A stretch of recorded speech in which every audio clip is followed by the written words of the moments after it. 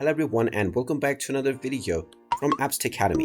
In this video, I'm going to show you how to log into your account on FedEx Ground. So let's get started right away. First of all, open up your web browser and then in the address bar type in packagehandler.van.fedex.com and press enter. You will now be taken into your FedEx Ground Package Handler login portal.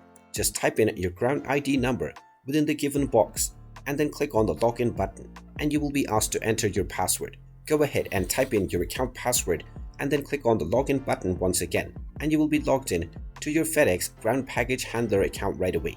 In case you have forgotten your password, you will be able to click on the Forgot Password option within the password page, from which you will be allowed to reset your credentials. And there you have it. That is how easy it is to log into your FedEx Ground account. If you find this video helpful, make sure you hit that like button and subscribe to our channel if you haven't done so already.